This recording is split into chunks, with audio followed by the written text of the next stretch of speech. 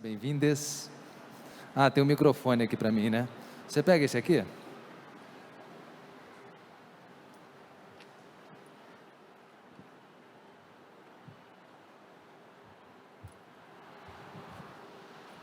Alô? Oi.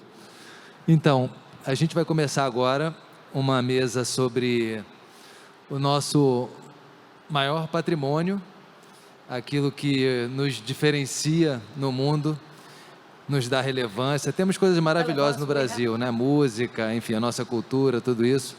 Mas, de fato, o que nos coloca hoje globalmente como uma nação fundamental para o futuro do planeta e da humanidade é a Amazônia. Então, a gente tem que conversar sobre ela, tem que conversar profundamente.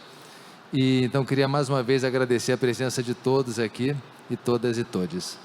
Eu queria começar chamando os convidados para essa mesa, os autores. Então, primeiro, o André Baniwa, por favor. Autor do livro Bem Viver e Viver Bem, segundo o povo Baniwa do Noroeste da Amazônia brasileira. Queria chamar também a Rita Carelli, atriz e autora do livro Terra Preta, romance. Obrigado, querida. E também estão com a gente de forma virtual e online, a jornalista e autora Eliane Brum, autora do livro Banzeiro. Obrigado, Eliane, pela presença.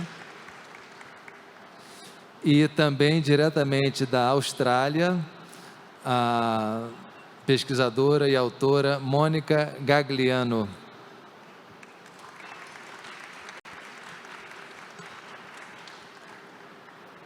Mônica deve aparecer daqui a pouquinho aí no telão. Isso. Oi, Mônica, bem-vinda.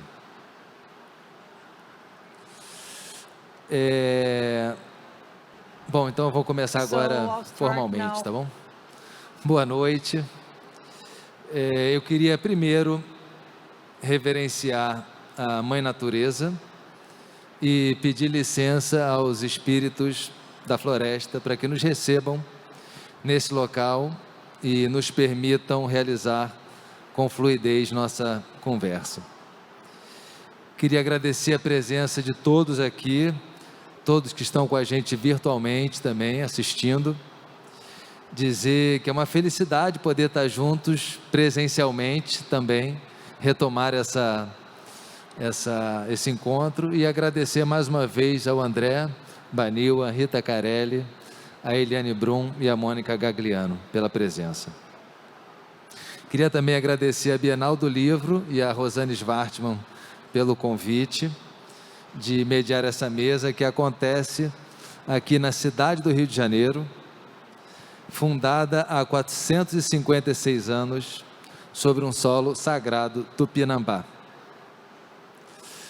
Bom, está claro que o Brasil não foi descoberto pelos portugueses, isso acho que já é ponto pacífico. E se alguém descobriu esse lugar, e esse é um conceito puramente humano, né, de descobrir um lugar, foram aqueles indígenas que chegaram nessa parte do globo terrestre há pelo menos 14 mil anos. E ainda, se a gente olhar para essa paisagem que nos envolve aqui no Rio de Janeiro, essa parte do planeta é habitada pelas plantas há mais ou menos 350 milhões de anos. Bom, hoje vai ser um lindo encontro com grandes talentos humanos que se transformaram com essa convivência, com essa paisagem milenar. E eu estou aqui como um elo entre essas pessoas, pois também aprendi a respeitar as plantas, admirá-las e, mais recentemente, a escutá-las. Obrigado, Mônica Gagliano, também por essa força. Eu me sinto um elo entre um amazônico, que está aqui do meu lado, uma paulista, que está aqui do meu lado, uma gaúcha, que está aqui na nossa tela, e uma italiana. Isso porque, quando eu vejo as minhas origens ítalo-amazônicas, uma indígena que desceu dos Andes e foi até o Maranhão, e uma italiana que saiu do Mediterrâneo e foi para São Paulo, e essas duas correntes se juntaram e se encontraram aqui no Rio de Janeiro. A Amazônia, ela é fundamental para o futuro econômico e climático do Brasil e do planeta. Fundamental para a nossa agricultura, fundamental para a produção de energia e para nossas fontes de água.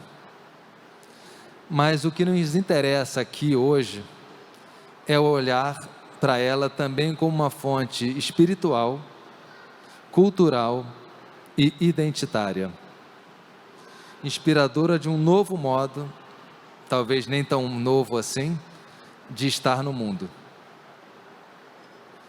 As plantas falam, e quem primeiro conseguiu e aprendeu a ouvi-las foram os indígenas. Como me disse o antropólogo Eduardo Viveiro de Castro, um grande amigo, os povos indígenas não são apenas nosso passado, mas também a nossa possibilidade de futuro. Então, nesse sentido, estar numa Bienal do Livro com o André Baniwa é uma bênção, e eu convido ele a dar as primeiras palavras aqui na nossa mesa. Obrigado.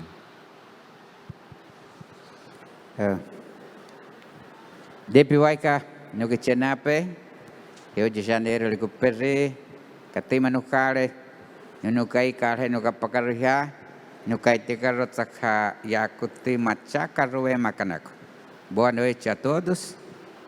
Falei na minha língua Baniwa. Dizer que eu estou muito feliz de estar aqui para falar do livro, um pouco do livro Bem Viver. Eu queria agradecer inicialmente o convite, esta oportunidade de falar sobre isso, da cultura do nosso povo, Baniwa. Esse livro, o livrinho do Bem Viver que nós produzimos, ela surgiu de uma preocupação, de uma busca, porque, como vocês sabem, historicamente, desde esse tal de descobrimento, depois eu vou explicar sobre isso, meu entendimento, nós fomos desconstruídos, os nossos sistemas de vida, as nossas culturas, os nossos conhecimentos. Os nossos conhecimentos são relacionados às plantas, aos animais, aos minerais, ao ar. É tudo um sistema de visão, de cuidado, de manejo da vida. Elas foram totalmente combatidas aqui no Brasil, tanto pelo capitalismo, pelas religiões, de todas as formas elas foram combatidas. Trazer reflexão sobre bem viver dentro da nossa cultura, ela partiu de uma referência, que é uma reportagem sobre bem viver na Bolívia, e que a partir disso, alguns nossos assessores, parceiros, nos provocavam dizendo: vocês têm também bem viver na cultura de vocês? A partir disso fomos pensando, refletindo entre nós lideranças, com idosos da nossa tradição, conhecedores tradicionais, e a gente foi percebendo que em Baniwa a gente falava sempre de bem viver, que é Machakaro Wemaka. Machakaro Wemaka está no discurso do dia a dia do povo Baniwa. Se reúnem em assembleias, reuniões pequenas, ou planejando atividade para fazer sua roça, antes de ir para a pescaria, antes de fazer suas casas, produzir sua farinha, beiju. Para quê? Machakaro Wemaka. Com as coisas que uma família, uma pessoa Baniwa, uma mulher Baniwa faz, produz, para oferecer para alguém, para compartilhar com alguém, é para Machaka Roemaka, para bem viver. Isso tem sentido profundo na cultura, na transmissão de conhecimento, do relacionamento na nossa cultura.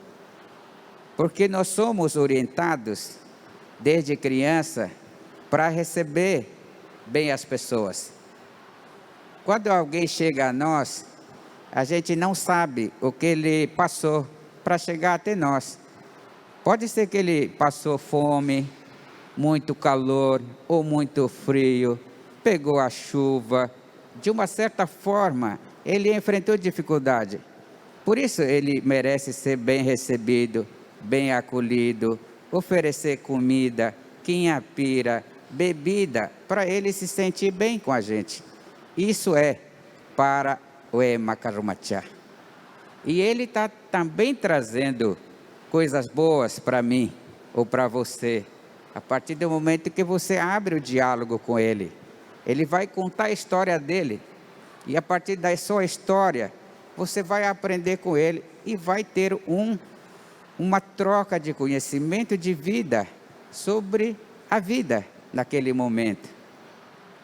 Então, Machaka Roemaka está no dia a dia do povo Baniwa, ou dos povos indígenas, que é buscar atualmente pelos seus projetos, é para bem viver, é para se sentir bem dentro da sociedade, né? Não indígena também. Então a gente refletiu sobre isso e chegamos a realizar uma conferência sobre nossa organização social e pautamos esse bem viver e reunimos os mais experientes da nossa tradição, as lideranças, professores da nossa comunidade e os jovens que estavam estudando nos cursos interculturais também, para a gente finalmente discutir sobre ela e daí a gente refletir profundamente sobre isso. E descobrimos que bem viver é Mizaka em Baniwa. Mizaka, aquilo que não é feito por homem. É como se fosse uma herança deixado na gente, no nosso ser. Ele está em cada um de nós, coisas boas que a gente faz. Ela foi deixada porque exatamente também outro conflito que está dentro da gente, que é a parte ruim. Isso cada pessoa tem. Isso é a explicação do povo Baniwa em relação a isso. Então nós temos que alimentar, buscar cultivar as coisas boas, para produzir bem viver. Para Machaka Roemaka, Wakichenapa e Apidza. É pensado no coletivo. Esse no Kichenapa em Baniwa é com meus colegas, com as pessoas com quem eu convivo. Eu tenho que estar bem com essas pessoas, né? E a gente encontramos isso. Aí os mais velhos da nossa tradição falavam assim, só que bem viver é resultado de nossas boas ações. Quais são as boas ações que nós temos que fazer para bem viver? Aí nós listamos vários conselhos do bem viver. Na nossa cultura existe uma fase de intensificar a transmissão do conhecimento, chamado Karizamai, em língua geral, que é mais falado, como também muitos falam, leva para outras não indígenas, como Cariamã. É esse período, tanto para meninas, tanto para homens. Período de jejum, período de repassar esses conhecimentos pelas pessoas escolhidas para repassar esse conhecimento, para esse jovem receber esses conhecimentos.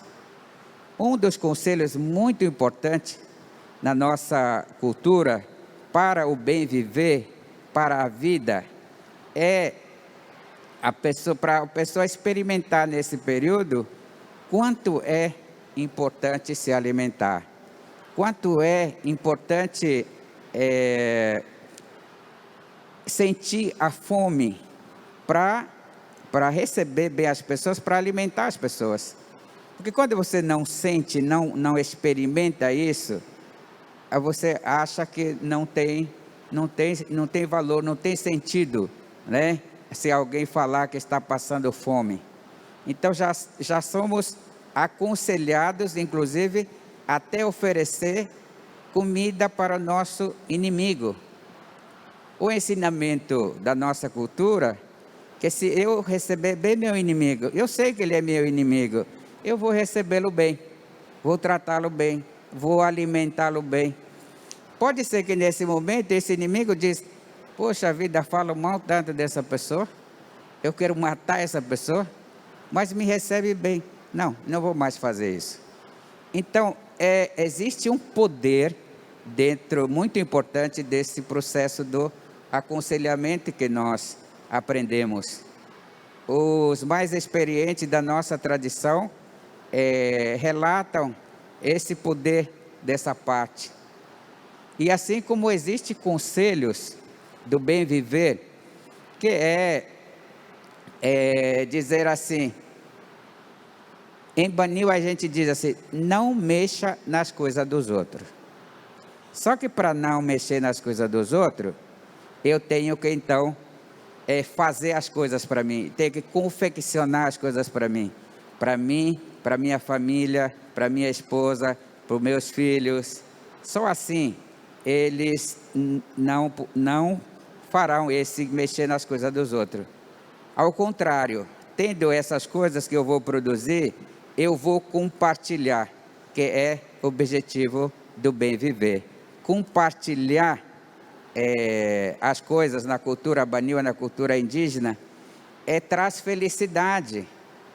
A razão da nossa existência, na nossa cultura, é estar feliz com as pessoas, dentro da nossa comunidade ou fora dela. Esse é o principal objetivo da gente se reunir, comer junto, conversar junto, contar as histórias. Esse é o objetivo principal. Por isso, as comunidades baniuas, elas têm refeições coletivas pela parte da manhã e no finalzinho da tarde, que é início da noite, no caso. Exatamente para recontar todas as histórias que passaram no dia e replanejar as coisas nos outros dias.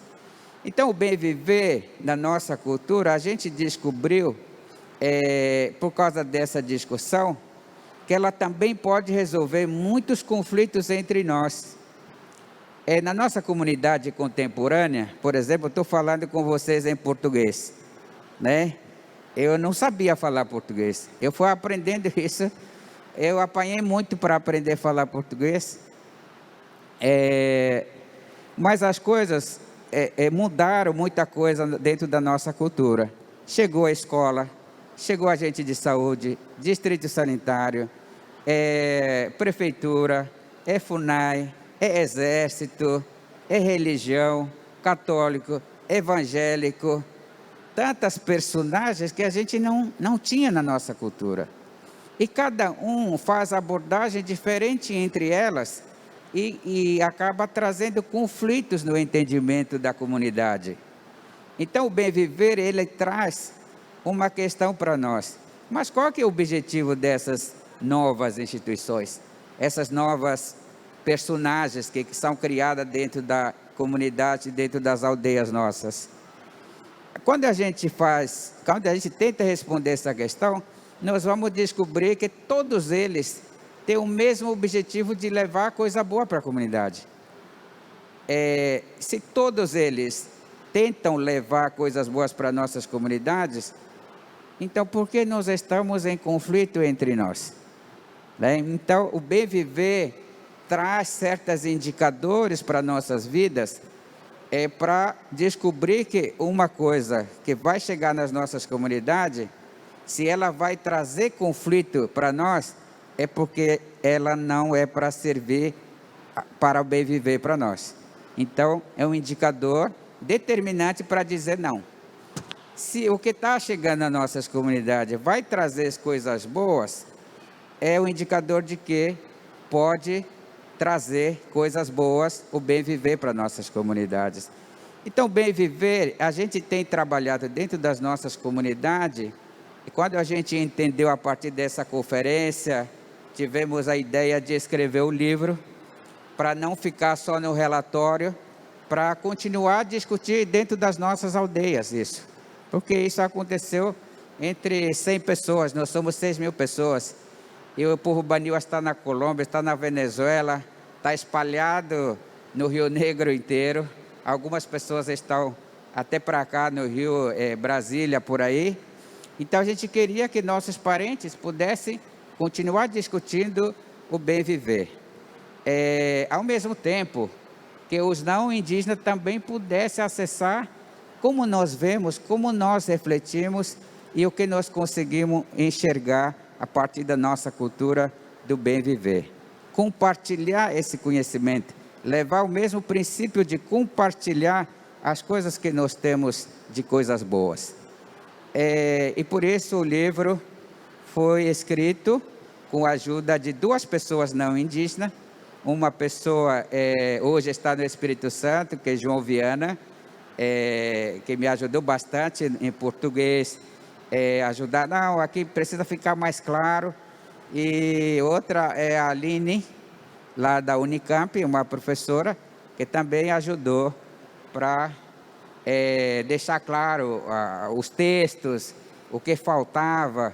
Então, você vê que além de a gente construir coletivamente a ideia, a partir da nossa cultura, o que é bem viver, teve os não indígenas também colaborando, tentando traduzir ela para a linguagem portuguesa, para que os não Baniwa pudessem acessar isso junto com a gente.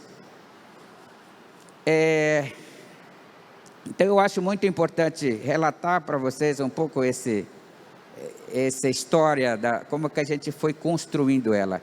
Primeira edição do livro, e esse livro foi publicado pela editora da Universidade Federal do Paraná. André, Oi? Desculpa te interromper. Vou fazer o seguinte, vou seguir o papo e depois a gente volta com essa história específica do livro. Tá bom. Pode ser? Pode, sim. Você pode estar liberado para tirar a máscara.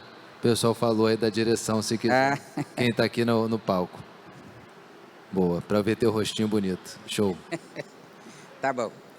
Tá? Vamos seguir então. Mas eu acho que essa ideia do bem viver que você estava falando tem super a ver com nosso assunto, as plantas, as árvores, que as árvores são exatamente esses seres que nos dão oxigênio, limpam o ar, nos dão água, umidificam, fazem tudo para que o clima, para que seja mais propício à vida possível. Por isso que agora eu vou passar a palavra para as plantas, quer dizer, para a Mônica Gagliano, porque no seu livro, que em inglês chama Thus Spoke the Plant, eu vou traduzir livremente por Assim a Planta Falou, ela narra como as plantas disseram a ela o caminho para as suas pesquisas científicas. Experiências que demonstraram que as plantas têm inteligência, memória, imaginação e audição. Aliás, uma delas, a Ayuma, a curupita guianensis, é figura fácil, uma dessas que falou para a Mônica, tá? Ela é figurinha fácil aqui nas ruas do Rio de Janeiro. Aqui ela é conhecida como abricó de macaco, tem uma flor linda, um fruto gigante. E ela está espalhada aí da Gávea ao Largo do Machado, vocês vão ver essa árvore, é uma árvore amazônica. Mas enfim, são experiências inovadoras e profundamente transformadoras da nossa relação com as plantas, revelando que por sermos filhos da floresta, somos complementares e dependentes, humanos e plantas, como a sucuúba falou para a Mônica. Aliás, sucuúba também é uma árvore amazônica que também ocorre no Brasil, que a sabedoria está no oxigênio e o sangue é o grande conector. Ou seja, o oxigênio que sai da árvore, a gente respira, entra no nosso sangue, entra na corrente sanguínea, entra no nosso cérebro, entra no nosso corpo e nos dá energia para viver e para pensar. Escreveu Mônica: em cada respiração, Moléculas de também livremente traduzido por mim, já que Alô Editoras, esse livro não está editado no Brasil ainda. Em cada respiração, moléculas de oxigênio infiltram sua sabedoria em nossa humanidade. A compreensão de que nós não estamos separados do todo. Impedida de perceber a sua própria natureza, a humanidade está asfixiada nesse estado doloroso e até mesmo ficando um tanto acostumada com esse distanciamento, viciada nisso. Então eu passo agora a palavra para a Mônica falar um pouquinho sobre o livro, sobre o que as plantas falaram para ela.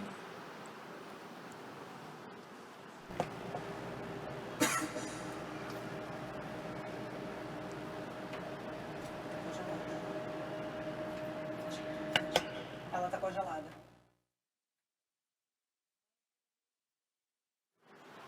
Mônica. Thank you so much. Very grateful to be here. Estou me ouvindo. Of the Pendulum people.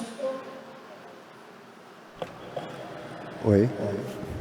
Só momento.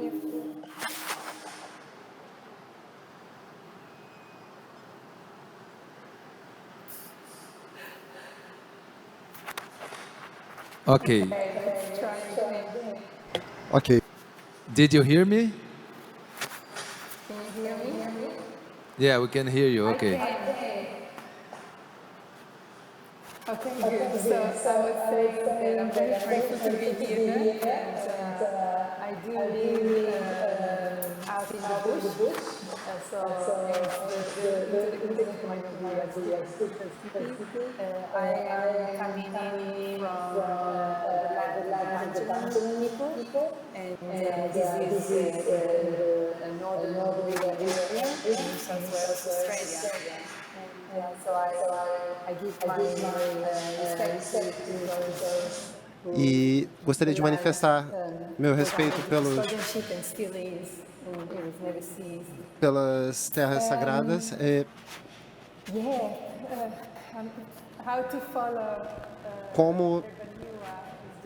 Como acompanhar essa explanação muito boa sobre os Baniwa como cientista, como uma pessoa não indígena. Eu preciso dar uma tremenda volta para tentar me aproximar minimamente sobre o que eles estão debatendo a respeito de bem-estar. Acho que existe um pouco disso dentro de cada um de nós. Estamos aqui para cuidar não somente de outras pessoas, mas também daqueles indivíduos não humanos. E isso inclui não somente as outras formas de vida, os animais, como também as plantas, que inspiram e expiram e através desse movimento nos trazem a vida. Tem sido uma experiência muito genuína para mim, porque enquanto cientista, você não deveria ser do tipo de pessoa que conversa com plantas. Porém, acho que não tive escolha. A experiência foi tão clara e eu segui essa trilha. O livro, de fato, representa 10 anos de minha vida, da minha carreira. E, de alguma forma, eu precisei manter os meus colaboradores ocultos, pois não queria comprometer a ciência. Eu queria ter uma chance de, pelo menos, contar essa história para meus colegas cientistas, porque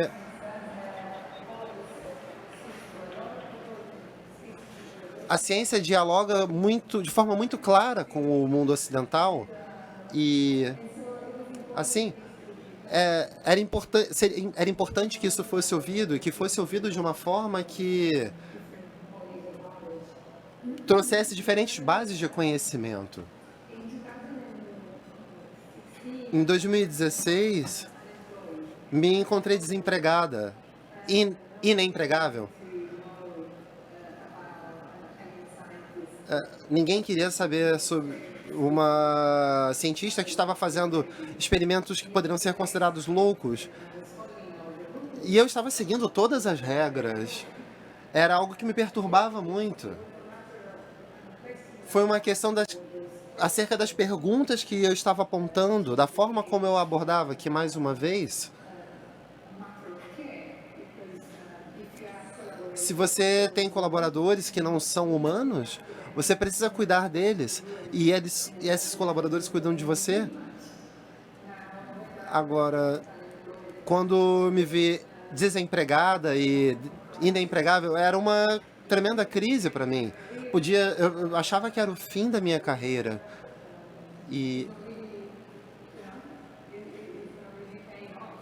pensava, meu trabalho não está compensando.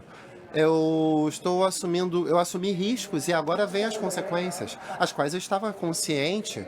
Eu só pensava que conseguiria driblá-las. Mas naquele exato momento de crise, foi quando todas as plantas com as quais eu trabalhei, inclusive algumas plantas da Amazônia, outras plantas europeias, que as europeias, por sua vez, faziam parte do meu histórico,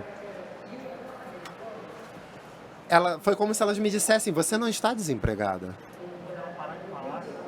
E o grande trabalho aí é contar essa história. E elas me diziam, que história? Você precisa contar a história toda, não só a história científica, você precisa contar a nossa história.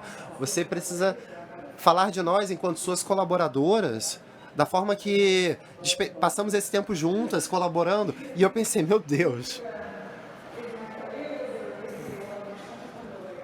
Eu pensava, bom, acho que esse é o caminho de saída, é o fim da minha carreira. Mas eu não tinha escolha.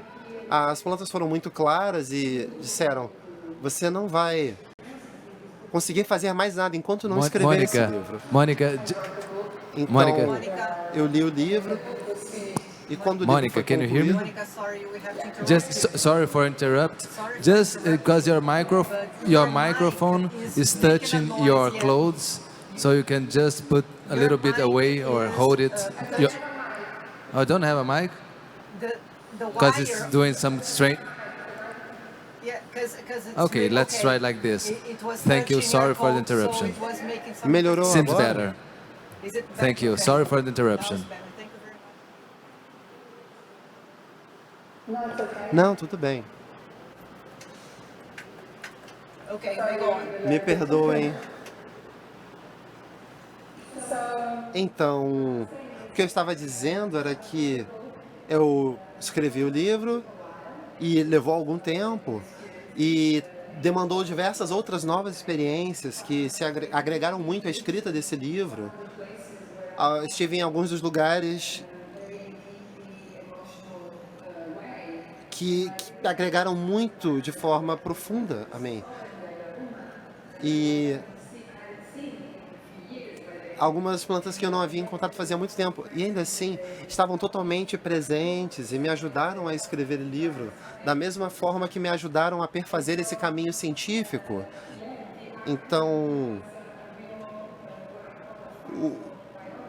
foi uma espécie de fitobiografia, é a minha forma de reconhecer que esse livro não foi só escrito por uma autora, que é o nome que aparece na capa, o meu, mas é de fato um esforço colaborativo entre outros autores não humanos.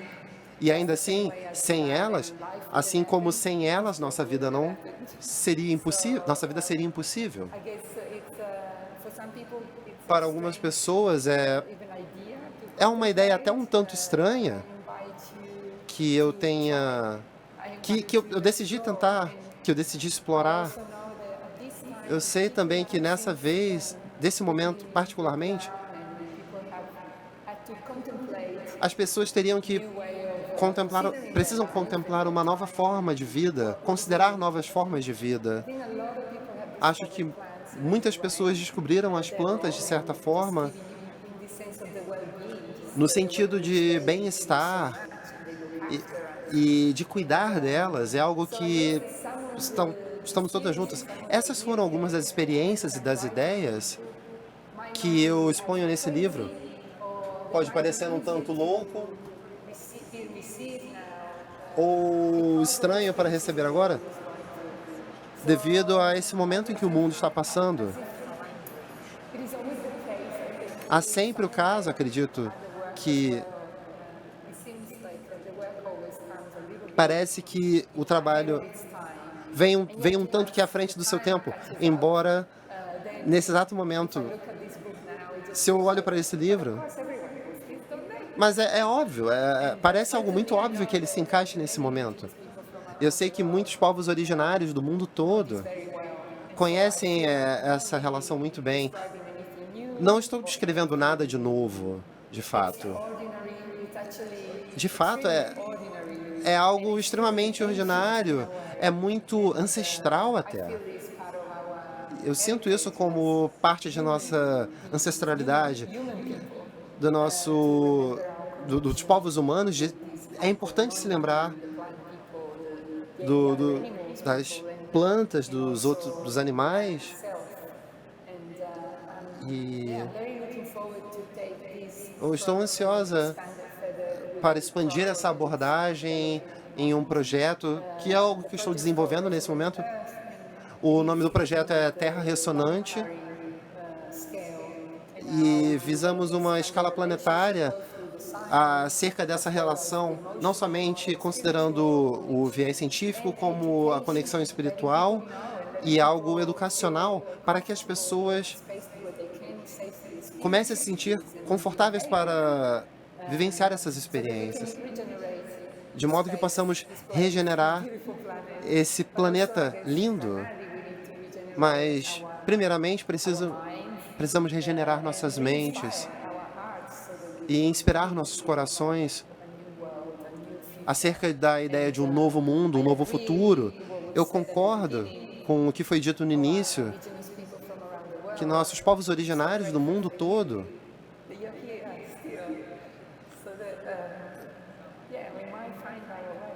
vamos encontrar o nosso caminho.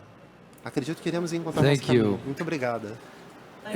Mônica, no seu livro, você fala que as plantas falaram sobre a responsabilidade das escolhas delas pela vida. Um trechinho rápido aqui. Ao priorizar os caminhos que sustentaram o crescimento, as ervilhas, que foram as plantas que ela estava fazendo a experiência, falavam de responsabilidade. Ao fazer suas escolhas, as plantas jovens também estavam reiterando o fato fundamental de que nós, humanos, precisamos das mesmas coisas para florescer que as plantas e toda a vida no planeta. Todos nós temos as mesmas escolhas a fazer. Escolhas que dizem respeito ao bem-estar de todos. Mas parece que nem todos estão fazendo essas mesmas escolhas. Uma minoria barulhenta e empoderada faz atualmente um discurso de morte. A Eliane Brum, que está aqui com a gente, escreveu o livro Banzero Okotó, uma viagem à Amazônia, centro do mundo, que é um contundente relato da realidade amazônica, um livro fundamental para entender aquela realidade complexa demais.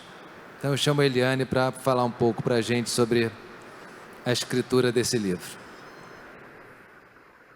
Boa noite, Estevão, boa noite a todos. É uma grande alegria estar com vocês aqui, com esses escritores incríveis, ouvindo essas histórias maravilhosas. Eu falo desde a Amazônia, né? Eu moro na zona rural de Altamira.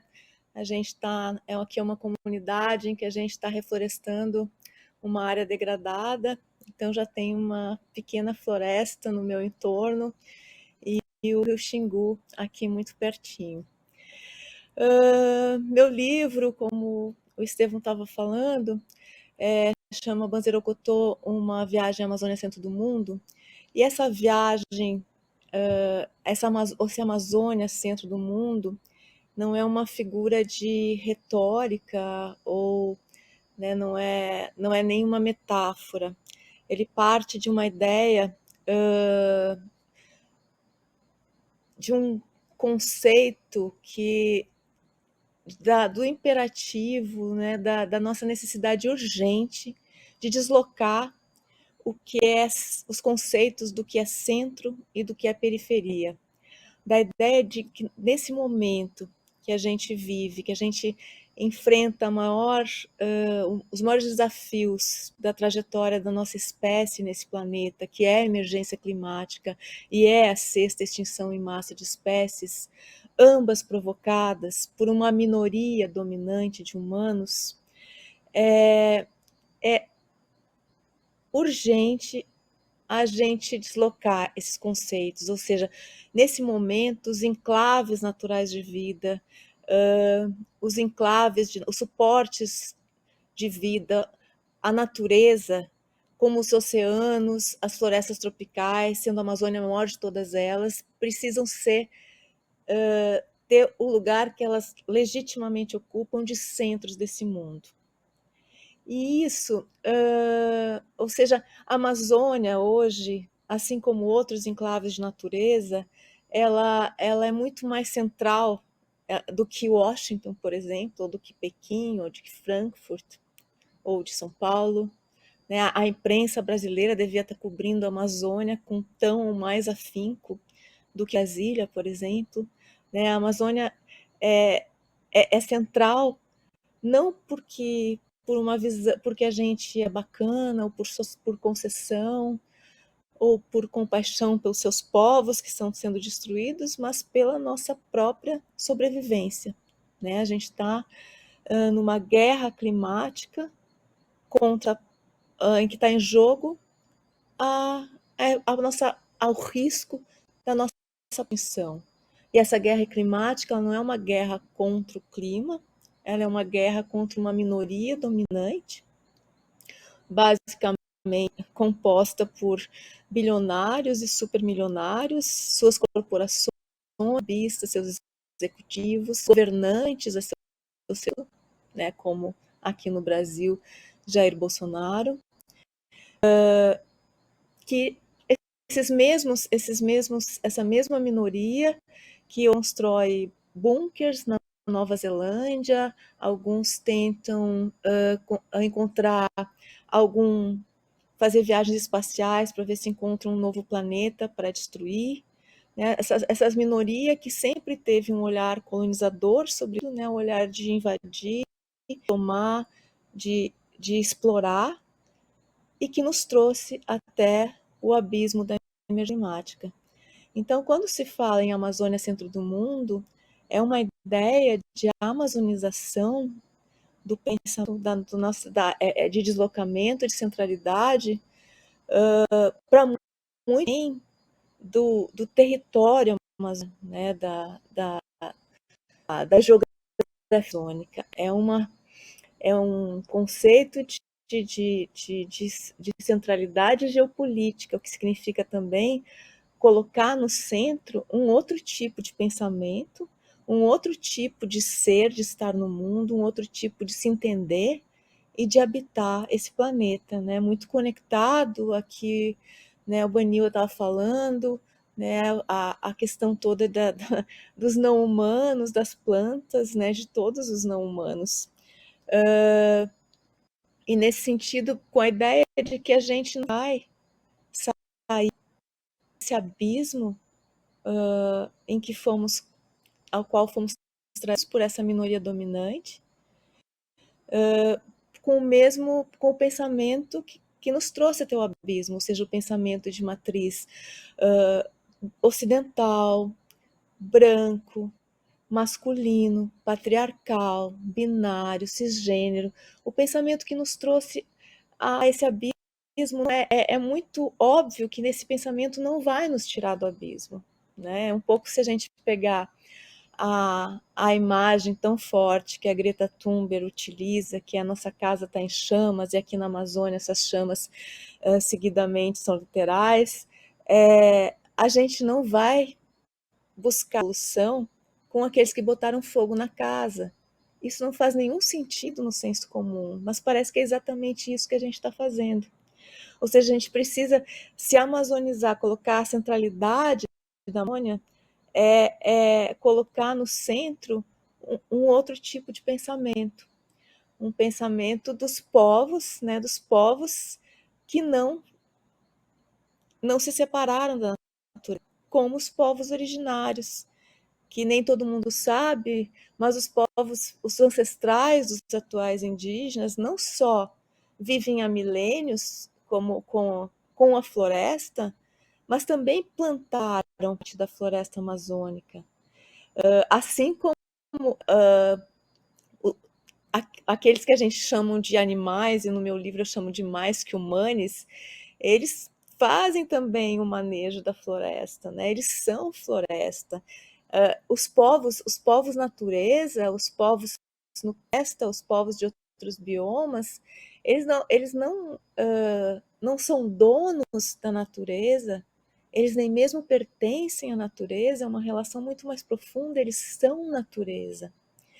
E são eles que podem, né, como o Estevão está falando, essa do Eduardo Viveiros de Castro, que coloca isso de forma brilhante, né? Por exemplo, ele costuma dizer que os indígenas, que o fim do mundo dos indígenas é em 1500 e que talvez, apesar de tudo que fizemos contra os seus corpos, eles podem nos ensinar como viver depois do fim do mundo.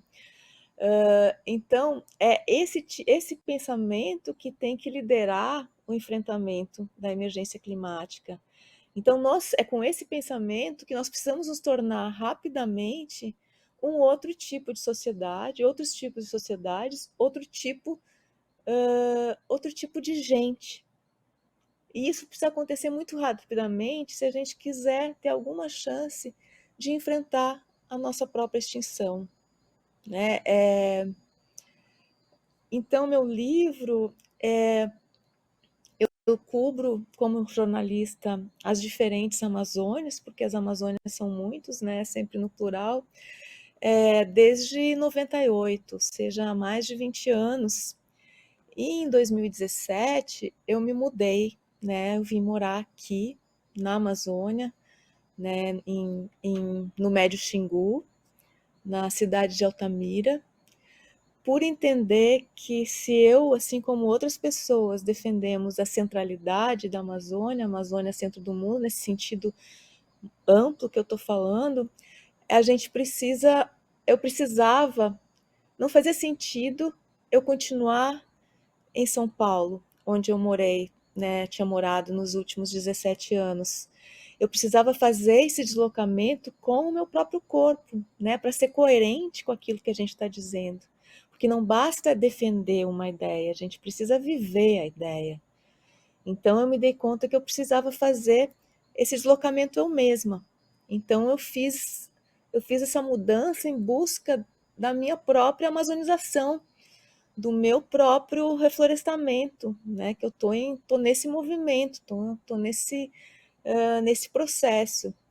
E o meu livro é um livro que é um convite, né? Banzeiro Okotô, e essas palavras, né, elas vão ser descobertas no livro, é um convite a que as pessoas, a amazonização das pessoas, é a minha colaboração de tudo que eu tenho aprendido, né, nesses últimos mais de 20 anos e ainda com mais intensidade a partir de 2017, quando eu passo a contar, né, o Brasil, o planeta, desde o centro do mundo, né, desde a Amazônia, a partir de uma outra perspectiva, que passa pelo entendimento de um outro jeito de habitar o mundo, ou seja, o habitar dos povos originários, né, onde a vida, né, o planeta, esses são vários mundos em que nós humanos não somos hierarquicamente superiores, nós estamos em intercâmbio com todos os outros seres, humanos, não humanos, visíveis, invisíveis, né? Nós somos partes disso tudo, nós nos misturamos. Então, esse livro é esse percurso, mas esse percurso contado a partir de todos aqueles humanos e não humanos com quem eu fui cruzando nesse caminho que está longe de acabar, né? Nesse caminho que eu estou no meio, e a partir das minhas próprias percepções e impactos sobre isso. Né? É basicamente um convite à amazonização, mas é principalmente um convite à luta, porque eu entendo que estamos numa guerra pela nossa própria sobrevivência, e eu fico muito abismada de que parece que a gente não é capaz, que a gente está com os nossos instintos de sobrevivência paralisados, porque qualquer ser tem instinto de sobrevivência diante do risco.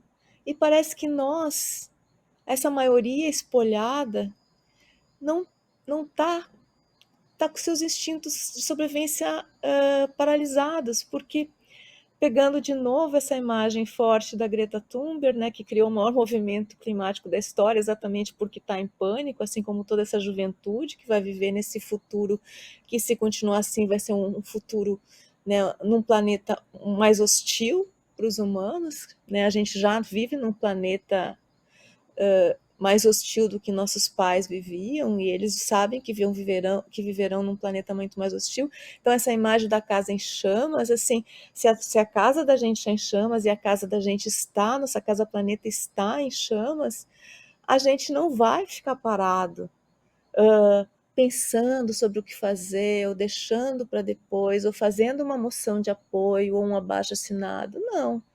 Né? Se a casa está em chamas, tu levanta imediatamente, já levanta correndo e vai tentar escapar das chamas, vai tentar não morrer queimado e não deixar a casa inteira ser queimado. E é isso exatamente que a gente está vivendo nesse momento. Mas esse seria um instinto de sobrevivência básico, mas não estamos tendo.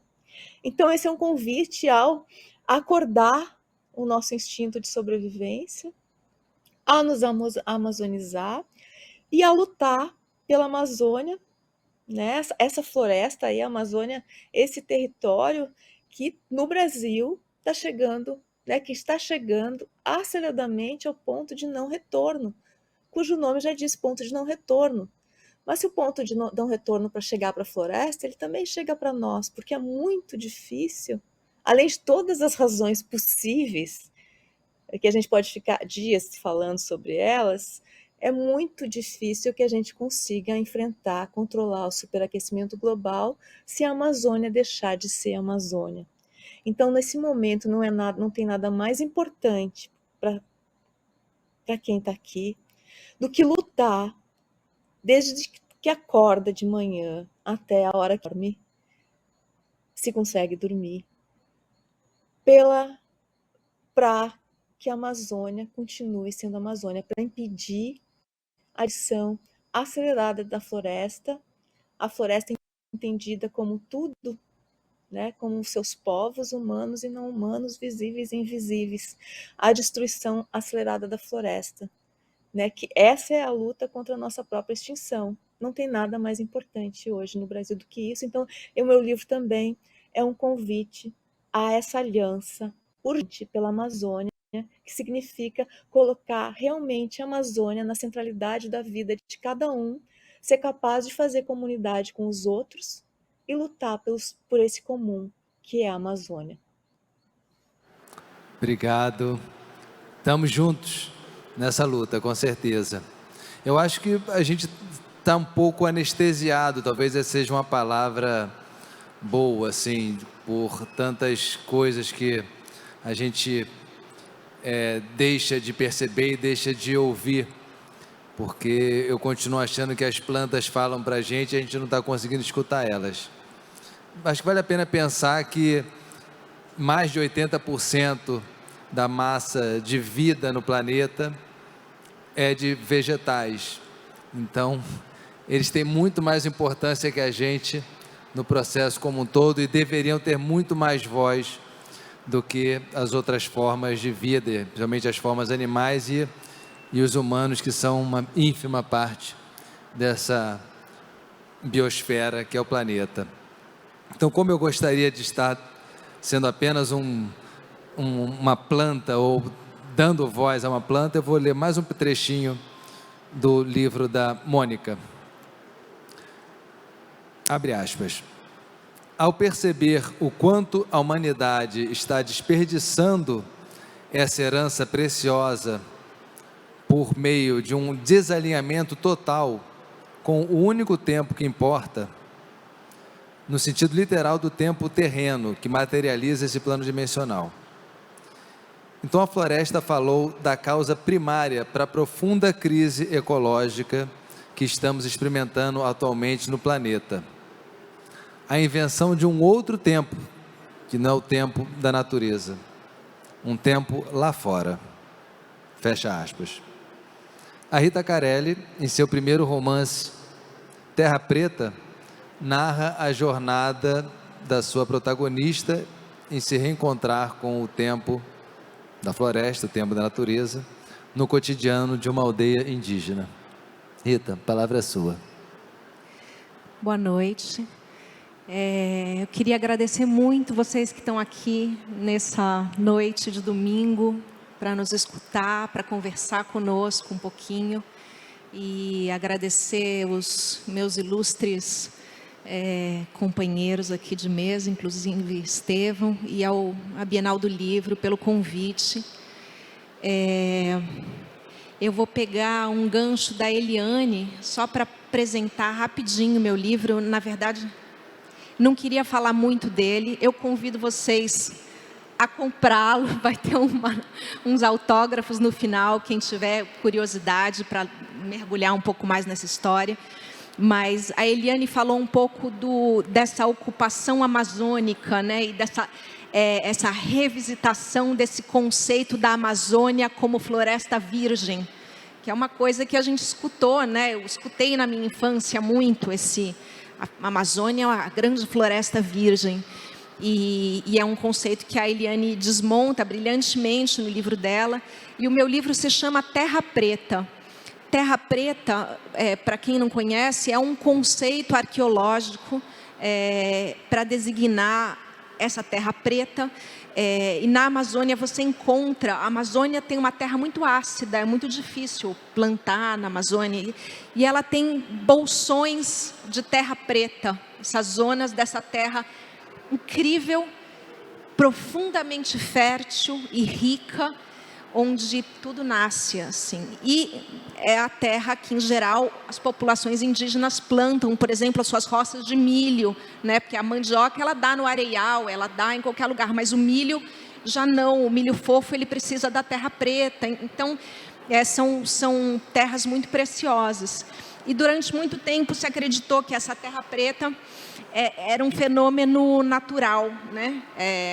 Condições ali naturais. E a arqueologia, nos últimos 20 anos, as pessoas que se debruçaram sobre a arqueologia na Amazônia, como o Eduardo Neves, que também é uma figura que a Eliane cita logo nas suas primeiras páginas do seu livro, e outros arqueólogos, o Michael Eckenberg, outros arqueólogos que se debruçaram especificamente sobre rever um pouco esses conceitos de ocupação da Amazônica, chegaram à conclusão de que essas terras pretas eram frutos da ocupação humana, milenar, de populações indígenas. Era o resto de espinha de peixe, de casca de mandioca, jogado nos fundos das casas, a cinza do fogo. E hoje em dia é incrível, você pode até ver fotos, satélites de manchas de terra preta, que reconstituem aldeias indígenas milenares muito maiores do que as que existem hoje na Amazônia. Então, esse estudo dessas figuras incríveis revolucionou um pouco, ajudou a revolucionar o entendimento, enfim, que as populações brancas, ocidentais, tinham sobre a ocupação amazônica. Então, esse é o pano de fundo um pouco do meu romance, né? Mas é um romance de iniciação, é uma jovem que tem uma perda importante e parte com o pai, que é praticamente um desconhecido, mas que é um arqueólogo que trabalha na Amazônia, e ela vai morar com o pai numa aldeia indígena do Alto Xingu. E enquanto o pai está avançando no seu trabalho sobre a Terra Preta, em estreita colaboração com o chefe indígena da comunidade, né, a Ana, que é a protagonista desse romance, está descobrindo o universo indígena, está descobrindo o universo xinguano, fazendo um luto importante na vida pessoal dela, enquanto pouco a pouco se aproxima a festa do Quarupi, que é a grande festa dos mortos no Xingu. Então eu queria, na verdade, esse livro, ele é uma ficção, mas ele vem embebido um pouco da minha vivência pessoal.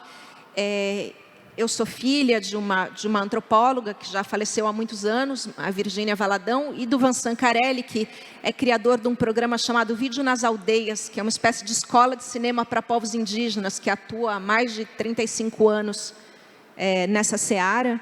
E então eu sou uma sortuda, eu sou uma pessoa que cresceu indo para aldeias indígenas desde a barriga, assim. Há muitos povos diferentes. Estou muito feliz de reencontrar o André aqui, inclusive nessa Bienal do Livro, mas eu sou atriz, enfim, eu fui trilhando outros caminhos, e num certo momento da minha vida, me veio essa necessidade muito grande de tentar, ao menos, compartilhar um pouco da minha sorte, de ter visto esses outros mundos com outras pessoas. Então, esse livro também está muito embebido de vivências pessoais, dessas andanças, desses encontros que eu, fortunadamente, tive na minha vida. Mas eu queria, mais do que falar do livro, fazer pequenos paralelos aqui com esses autores que estão na mesa, que eu acho que podem ser provocações interessantes. Singelamente aqui, alguns pequenos paralelos. Primeiro, no livro da Eliane, ela começa falando sobre o corpo, né? E eu falo muito disso no meu livro também, o corpo, esse estranho para nós, talvez, que viemos de uma experiência urbana, e que temos os nossos corpos contidos, né, o tempo todo por roupas, por paredes, por sapatos, por amortecido, envelopado. E eu começo meu livro por aí também, o quanto que na floresta o nosso corpo está num corpo a corpo com a natureza, de fato, né, e tudo nos atravessa fisicamente. E esse encontro que pode ser intercambiável, tem encontros perigosos e transformadores na floresta, né? Muito. E a Eliane fala também dessa questão da doença como uma overdose de corpo, né? Da experiência física, corporal. E eu achei muito bonita essa ideia. E eu faço uma reflexão no meu livro também sobre a doença. E eu queria ler um pedacinho. Posso, Esteu?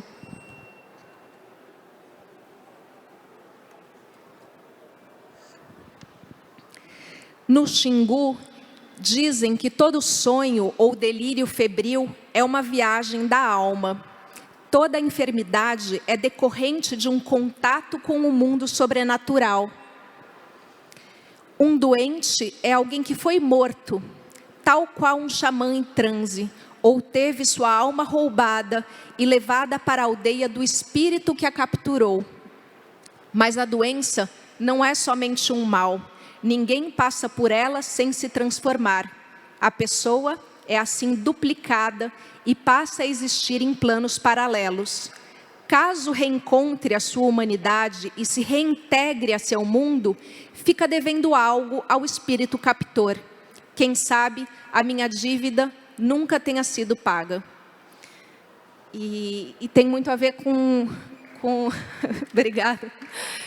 Tem muito a ver com aquilo que eu estava conversando com o André e o Estevão, né? Ali na salinha dos autores, antes de conversar, né? Esse outro entendimento também da doença, né? Desses atravessamentos do corpo, né?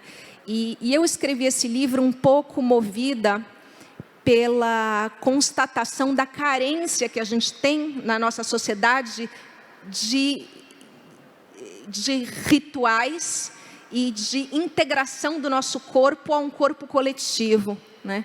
Então, essa menina que está fazendo o seu luto se depara com uma jovem quase da sua idade, que está em reclusão menstrual, né? Está na reclusão da menarca na casa, elas ficam nas reclusões quando tem a primeira menstruação, e ela fica absolutamente fascinada por essa menina que está se tornando mulher como ela, mas amparada por um corpo social e por rituais que marcam essa passagem, e ela está se aproximando de um grande ritual coletivo de luto, e ela se depara que nunca ninguém disse para ela quanto duraria o luto dela, né? No Quarupi a gente toma o banho do esquecimento e acabou. Depois os nossos mortos vão nos visitar eventualmente em sonhos, mas o tempo do luto terminou, do luto fechado, né? Então ela vai se deparando com esses outros entendimentos da vida, dos rituais de vida e de morte, e crescendo enormemente com isso, né? E só para terminar, a gente estava conversando também ali com o André sobre palavras. O André estava tentando nos ensinar algumas palavras em Banil, que eu e o Estevão estávamos tentando penosamente aprender. E eu faço várias reflexões sobre a língua no livro também. Embora meu livro seja uma língua inventada, né, ele é um amálgama do Alto Xingu, eu não localizo ele numa aldeia específica, mas as reflexões que eu faço sobre a língua são inspiradas, de fato, em línguas alto-xinguanas, tem a ver ali com um entendimento de mundo. E me lembrou uma coisa, quando o André, estava nos contando sobre isso, me lembrou de uma frase que tem no livro da Eliane, que eu gostei demais da conta também. Espera aí.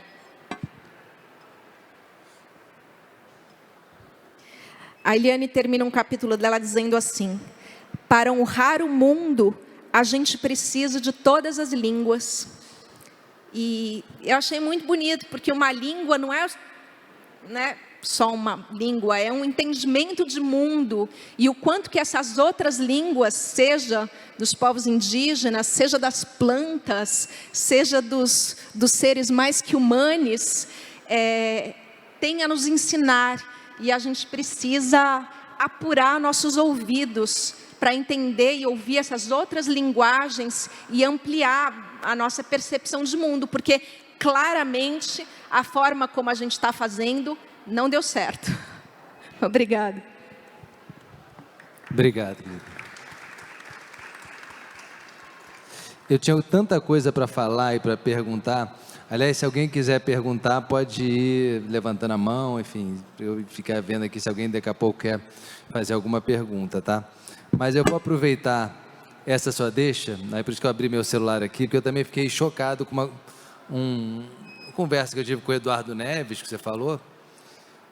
E, enfim, ele falou que tem um trabalho ali no Acre, Rondônia e Bolívia, na Amazônia, e que, enfim, na Amazônia, no Brasil, enfim, mas na Amazônia, existem mais de 300 línguas divididas em 50 famílias linguísticas. 50 famílias linguísticas. Alguém aqui dá um chute de quantas tem na Europa, da Mônica Gagliano? 3. As línguas na Amazônia, que existem na Amazônia... Só as humanas, hein? Oi? Estamos falando só das humanas agora, exatamente. Mas são mais próximas, quer dizer, na verdade, seria mais... O português com o russo é mais próximo do que tribos ou enfim, etnias que estão próximas dentro da Amazônia. Então, nós temos uma riqueza gigante, enorme, profunda, e que a gente não pode jogar isso fora. Isso é a base da nossa salvação e do nosso futuro. André, eu queria te passar a palavra, que eu te interrompi aquela hora, te peço desculpas, tá? Você fala mais um pouquinho, se quiser comentar qualquer coisa que foi falada aí, a palavra é sua, e depois eu vou passar para quem quiser fazer alguma pergunta, tá? Ok, obrigado, Estevão. Então, só comentando aqui algumas coisas a partir do livro do Bem Viver, esclarecendo. Eu acho importante que a Eliane trouxe, a Rita também, esse diálogo da Mônica com as plantas. Na nossa cultura baniwa explica claramente que no momento de evento da criação, o Criador perguntou isso para esses seres todos, né? Se queria, no nosso caso da humanidade, perguntou ao nosso ancestral se queríamos ter a vida comparado com a floresta ou como a pedra, né? E o nosso ancestral, que adquiriu essa nossa vida, em Baniwa a gente chama de Warimanai, ele olhou para a floresta com uma grande multidão e ele optou que as nossas vidas fossem como a floresta. Só que a floresta, como todos sabem, ele desde pequeno também morre, a árvore grande cai, e assim é a vida do ser humano também. Por isso, comparativamente, a floresta, quando é destruída, por exemplo, significa que vai ter muitas mortes dos seres humanos, porque ela tem uma vida comparativa lá no evento da criação, quando se decidiu que nós fôssemos humanos. Isso a gente tem na nossa cultura. Por isso, quando alguém ambientalista, o ecólogo pergunta: índio é ecologista? Ele é ambientalista? Talvez nós fôssemos mais do que isso. Nós conhecemos, nós entendemos, dialogamos com ele e respeitamos essa natureza. Por isso nós temos limite de usar a natureza. Se você usar além do limite permitido, porque eles são seres vivos como nós, e no evento passado também são seres humanos como nós, aí ele também começa a se vingar de você. Esse é o entendimento em relação ao coronavírus, por exemplo. Porque a humanidade está ultrapassando o limite do uso desses recursos naturais. E ela surge exatamente da sujeira que é produzida pelo homem, e ela se vinga atacando a humanidade. Ela está começando a mostrar a força dela, porque esses seres estão sofrendo com isso, né? Então isso é muito importante esclarecer para você, que bem viver também é você saber disso, se relacionar com a natureza, né? Nossos códigos florestais, comparativamente, ao longo dos rios, da mata, das pedras, nós chamamos, tentando traduzir para português, como lugares sagrados. Na verdade, eles são lugares de reprodução dos peixes na prática, né? Para garantia de segurança alimentar da comunidade, do povo, né? Porque nós não temos supermercado, por exemplo, grande casa cheio de alimento, mas nós temos a floresta onde elas estão. A floresta é como nosso supermercado. Os lagos, os rios são como nossos supermercados. E assim a floresta como é nossa farmácia, é lá que estão as plantas que nós conhecemos, né? Para curar, para se prevenir, para se recuperar das doenças, para curar a picada, veneno da cobra. Tudo os nossos conhecimentos em relação à biodiversidade, por exemplo, por Baniwa, já feito pelo INPA, apesar de toda essa desconstrução dos nossos conhecimentos tradicionais, ainda mantemos 80% do conhecimento sobre a floresta. Isso, ciência mostrando, a gente sabia mais ou menos disso e a gente queria que a ciência ajudasse para a gente dialogar melhor sobre isso. Nós temos um conhecimento, mais de 320 unidades de paisagem dentro do nosso território, né? Então, esse é o conhecimento profundo da realidade de cada tipo de solo, e esse tipo de solo, ela vai produzir essas plantas, e a gente sabe onde localizar certos tipos de plantas que curam, que previnem, né? E para a gente se relacionar bem com a humanidade e com os seres vivos também, né? Então, isso é importante, olhar a partir do bem viver o nosso relacionamento com a natureza, com as pedras, com a água. A água é muito boa, mas ela também é perigosa, né? Por isso nós temos que cuidar dela, para ela sempre nos ajudar, em vez de nos atacar. Então, a realidade é nossa relação, tipo, para responder, nós não somos ambientalistas ou ecologistas, talvez seja isso também, mas muito mais do que isso, né? Então, eu queria comentar isso para vocês, porque a nossa história da criação do povo Baniwa, da humanidade, começou dentro do nosso território, lá em Uapu e Cachoeira.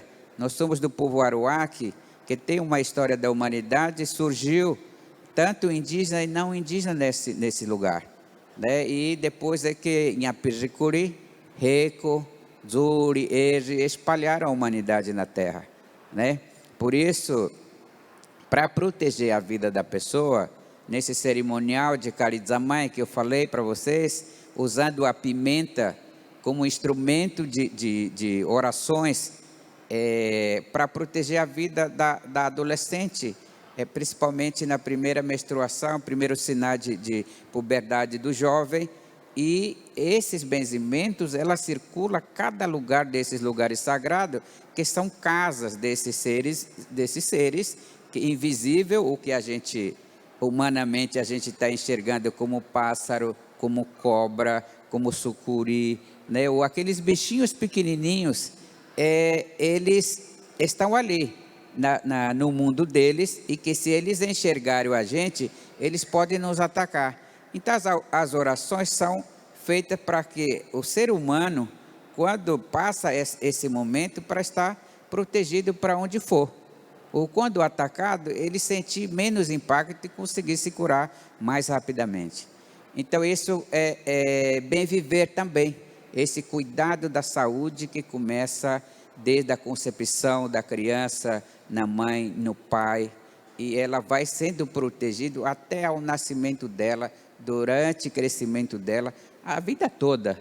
O ser humano precisa de proteção, no caso, né? E assim ele consegue se relacionar bem com qualquer um, com a natureza, com o rio, sempre com muito cuidado, né? Então, é uma das perspectivas do bem viver também. Obrigado, André. Alguém na plateia quer fazer alguma pergunta? Eu vou reunir as perguntas de quem estiver na plateia e depois a gente responde e vamos para as finalmente. Fala, amor. Olá, boa noite. Meu nome é Luana Paz, eu sou estudante de jornalismo e vim representando o Centro de Produção Multimídia TV Uva da minha universidade. A minha pergunta é para o André. Você, como uma ativista indígena, diante desse cenário de intensa exploração das nossas florestas e da nossa Amazônia, reconhecida como o coração biológico da Terra, como você vem observando o descaso político e o negacionismo quanto às causas ambientais do nosso país? Vou juntar todas as perguntas, tá? Quem mais quer perguntar? Aqui na frente, por favor. Pode se apresentar e fazer sua pergunta. Boa noite. Meu nome é Tiago e eu quero falar assim, sobre a dificuldade que a gente tem de conseguir informação sobre a cultura indígena. Como artista, né, eu tenho assim, muito essa vontade e às vezes é muito difícil a gente procurar na internet, em livros. Eu me pergunto realmente, por que a gente não aprendeu isso na escola? Por que a gente sabe falar 1, 2, 3 e a gente não sabe falar 1, 2, 3 em uma dessas 300 e tantas línguas que tem? Por que a gente não sabe quantas línguas existem? Então, a minha pergunta é nesse sentido, né? Eu moro em Teresópolis, cidade de Teresa Cristina, esposa de Dom Pedro, e aí eu escrevi um texto, um teatro infantil, né? Sobre isso. Mas será que antes da Teresa não tinha índio lá? Você pergunta para qualquer pessoa que mora em Teresópolis, eles não sabem qual é o nome da tribo. Eu demorei muito para descobrir que era a tribo não sei se eu estou falando certo, porque eu tenho dúvidas, tribo Timbira, e eu acho que é isso, pelo que eu pesquisei, né? E eu tento dizer, olha, aqui tinha essa tribo. Minha pergunta seria essa: por que é tão difícil e como reverter? O que a gente pode fazer para que essas futuras gerações, para que minhas filhas possam conhecer melhor suas raízes? Obrigado. Mais alguém? Aqui. Chegou aí já o microfone. Opa. Eu queria saber da Eliane, principalmente, como a gente pode conciliar esse conceito da Amazônia desenvolvida com infraestrutura e, ao mesmo tempo, respeitando a natureza e a floresta. Porque existem pessoas morando na Amazônia que precisam de estrada, que precisam de hospital, que precisam de água potável. E isso vem com tecnologia. E tecnologia muda o contexto espacial e social em qualquer lugar. Então, como é que a gente faz esse conciliamento de respeitar a natureza e desenvolver o lugar para as pessoas que moram lá? Beleza, obrigado. André, então acho que a primeira pergunta para você, você pode pincelar um pouco sobre isso aí, mas enfim, a pergunta... Eu esqueci o nome da pessoa lá. Bom, vamos falar sobre isso. Eu queria começar explicando culturalmente esse negacionismo que você está falando, né? Na nossa cultura nos ensina que existem essa humanidade que surgiu junto, os não indígenas nasceram junto com a gente. Essa é a explicação dos mais idosos que contam essas origens da criação.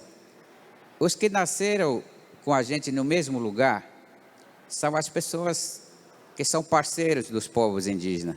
Os povos indígenas conquistaram seus direitos na Constituição de 88, não sozinhos, mas com aliados não indígenas. Não, esses são parceiros. Existe outro grupo de origem não indígena que surgiu a partir de inimizade e traição do Inhapiricuri, né, que traiu ele com a esposa dele. E nessa história, quando ele soube disso, ele usou o zarabatana e as flechas de veneno e flechou essa cobra que se transformava como pessoa e matou essa cobra. Como vingança, ele usou cigarro e soprou em cima da cobra morta, que já tinha os bichinhos lá, e transformaram em pessoas. Culturalmente, o nosso povo, da nossa tradição, explica que é um tipo de origem de não indígenas que não gosta do povo indígena, não vai gostar do povo Baniwa. Elas são inimigos declarados, porque elas têm origem a partir do próprio inimigo lá no nosso ancestral. Isso para dizer para você que essas pessoas que são negacionistas, anti-indígenas, que combatem nossos direitos, que quer retirar nossos direitos, que quer retirar o direito de demarcação das terras indígenas, são pessoas dessa origem, e a gente sabe disso. A minha percepção sobre isso, do que a gente está vivendo, ela veio muito forte e deu muito medo também, porque a gente ouvia isso na campanha e a gente viu isso no primeiro dia da posse, mas eu consigo perceber agora, não sei se estou errado em termos de percepção, que todas as estratégias, elas não funcionaram contra os povos indígenas. Os povos indígenas organizados também, mobilizados, defendendo, assegurando seus direitos, eu vejo que está quase começando a ter sinal de calafrio da malária, vamos dizer assim. São sinais de que vai estar começando a ficar doente esse processo e vai ter o sinal muito forte quando já está claramente o sintoma da malária, vamos dizer assim, né? Então, eu tenho essa visão, a minha avaliação, minha reflexão sobre esse momento que nós estamos vivendo, talvez não seja perceptível, mas o próprio tempo também dá para dizer sobre isso. Estou falando de movimento que aconteceu do governo atual levantar uma pessoa indígena para dizer que representava os povos indígenas, enquanto era completamente contrário do modo de organização social, e várias outras tentativas que aconteceram e que agora aproxima a próxima troca da presidência e vai tentar últimas esperneamento aí, mas eu acho que a gente eu começo a perceber que esse processo vai ser difícil recuperar imediatamente, mas eu acredito muito na mobilização dos povos indígenas, que está cada vez mais forte, organizando os indígenas advogados, políticos, artistas, e eu espero que a gente comece a dar sinal de vencer essa etapa. E que não é só os povos indígenas, toda a sociedade brasileira começa a perceber que é contra toda ela também, né? Então, esse inimigo geral, a gente precisa começar a dar e falar sobre isso, o que vai passar, né? E vai acabar. Retomar esse bem viver é importante nesse sentido. Vai passar, com certeza. Eu queria lembrar que o Marechal Rondon, quando ele foi demarcar as fronteiras, ele usou né, esse argumento dos índios, o Barão do Rio Branco também, a Muralha do Sertão. Então, há pouco tempo atrás, os indígenas já foram utilizados como brasileiros, e agora tem um pensamento errado, que vai passar, se Deus quiser. E, enfim, primeiro ele falou sobre informações sobre os indígenas e como chegar nessas informações. Rita, por favor. Posso tentar responder. Tiago, né? Tiago, isso é um projeto político desde sempre. O Brasil virou as costas para suas populações indígenas, enfim, chegou massacrando as suas populações indígenas e essa violência é ininterrupta e segue até hoje. É o mesmo projeto colonizador desde 1500. Então, não há interesse que as pessoas aprendam sobre as culturas indígenas, né? O que a gente aprende nas escolas sobre os povos indígenas é ridículo, está começando a mudar, mas tinha aquela meia página no livro de história, com aquelas gravuras dos Tupinambá na costa do Brasil, e a gente tinha esse aprendizado de que era uma coisa do passado, né? Os povos indígenas lá, quando os portugueses chegaram e tal, e pum, aí resolveu esse assunto, acabou, bola para frente, né? Esse é o projeto de Brasil desde sempre, né? A gente teve, depois da ditadura militar, essa Constituição de 88, bastante progressista, até com a luta do movimento indígena e seus aliados, que contestavam um pouco essa ideia que sempre existiu, que os indígenas iam ser simplesmente assimilados, ou mortos, ou exterminados, ou assimilados pela população nacional, fazendo casamentos interétnicos, entrando no esquema capitalista, empregos e tal, e que essa população se diluiria e terminaria virando todos brasileiros, né? E não foi o que aconteceu, como o André disse, as populações indígenas continuam aí com um crescimento demográfico importante, existindo nos seus diferentes entendimentos do mundo, né? Mas eu acho que, apesar do momento político que a gente está vivendo, nunca parou, né? Uma violência que nunca parou, mas a gente está vivendo um momento político particularmente atroz, porque tem um pensamento profundamente racista, normatizado em relação às populações indígenas, mas, por outro lado, tem um outro lado da balança aí, que a gente sente, quem sempre esteve envolvido com a causa indígena, né, e acompanhou sempre de perto essa evolução, um interesse maior da sociedade nacional sobre as populações indígenas. A gente sente esse interesse, né? A gente sente essa curiosidade. Então, eu te aconselho a ler autores indígenas, a ver os artistas indígenas. Tem cada vez mais... o meu livro, por exemplo, nesse lugar dos aliados, né, dessa família estendida, né? Pode ser um livro gentil, porque é um livro que parte do ponto de vista de uma menina absolutamente ignorante sobre a cultura indígena. Então, ele pode ser gentil porque ele pega pela mãozinha e fala, vamos lá, vamos dar um passeio aqui, né? Juntos, de mãos dadas com a nossa ignorância.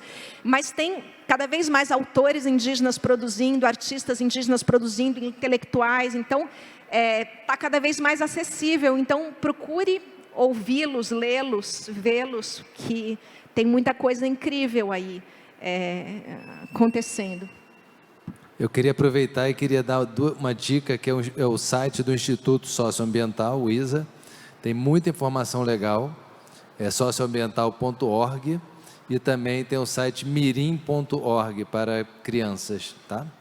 E uma coisa, a gente está um pouco abolindo o uso da palavra tribo, assim, né? Nesses processos de revisitação da linguagem tão importantes pelos quais a gente está passando, enfim, até uma palavra que a gente está um pouco banindo, assim, que tem uma carga colonialista muito forte. Então, as populações indígenas estão preferindo que se fale em povos, etnias e tal. E estamos juntos nesse... Não, imagina, faz parte desse processo de ignorância em que somos colocados, né? Mas estamos aí. Eliane, então agora a última pergunta para você e depois vou fazer as considerações finais aí, que já estamos tarde, tá ótimo, o papo está maravilhoso, mas não vou abusar de vocês. Eliane.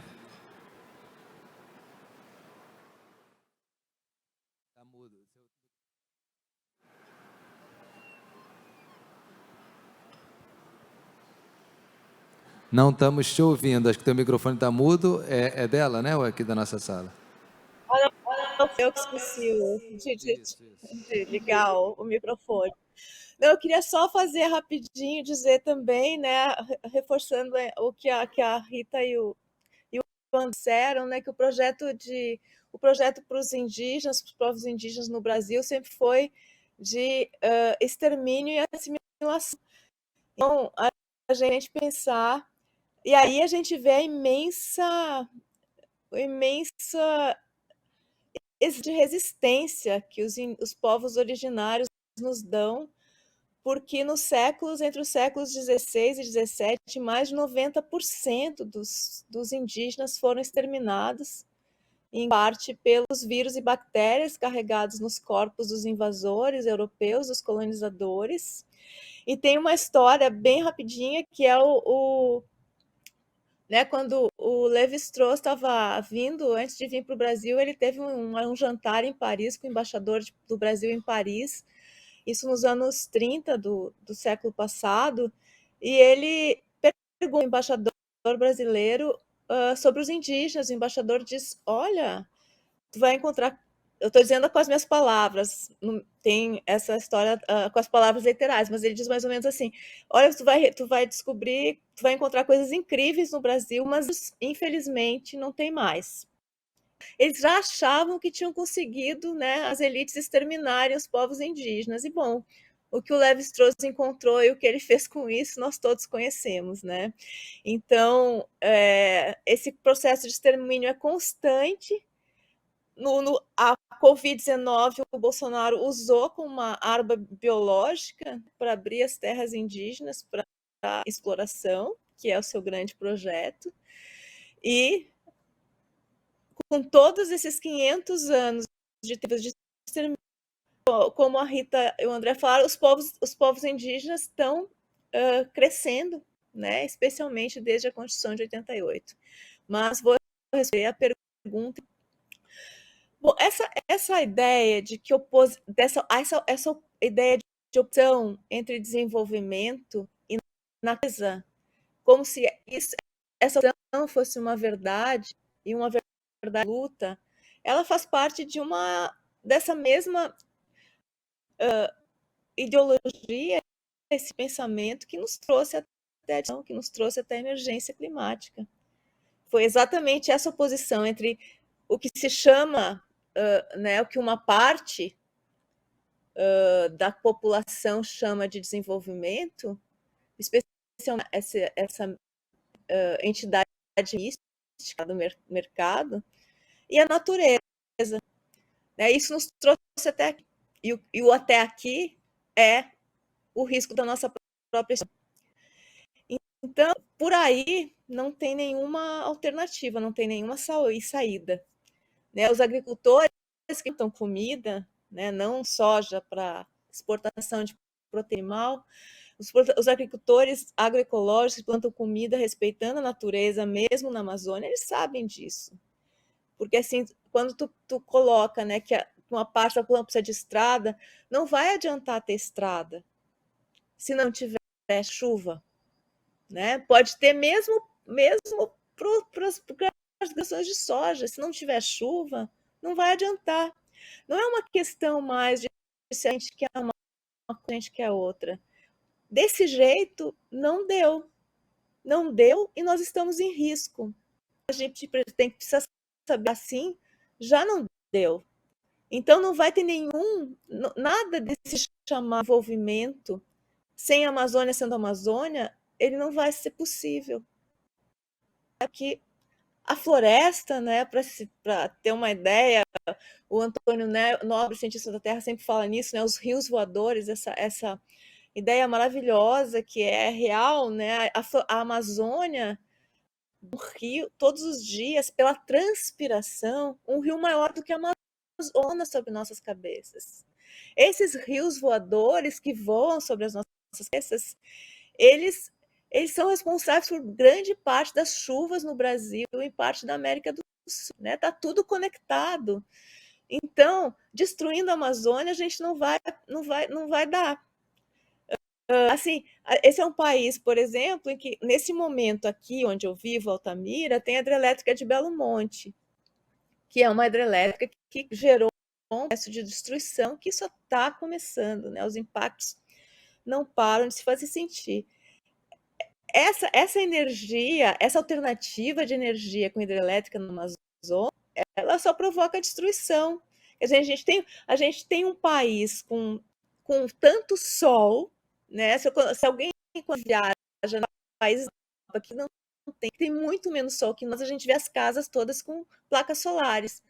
Aqui, né, se constrói essas mega hidrelétricas que, inclusive, como já era sabido, de Belo não produz a energia toda que, né, o rio Xingu é um rio sazonal, ou seja, na seca não dá para produzir, quase não se produz energia. Belo Monte há pouco tempo estava operando com meia turbina, isso já era sabido, e mesmo assim se causa uma destruição, e nesse momento tem a hidrelétrica de Belo Monte está controlando a água de um dos maiores rios da Amazônia, e secando, causando um ecocídio e uma crise humanitária na volta de Juxigu, que é uma região de 120 quilômetros mais biodiversas da Amazônia. Ou seja, isso não é desenvolvimento, isso é destruição.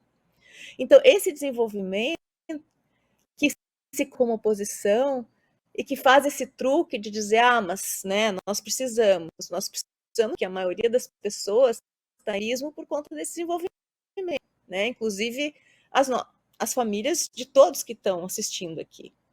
Esse desenvolvimento nos está nos levando a milhões, né? Que é o que o Brasil está vivendo.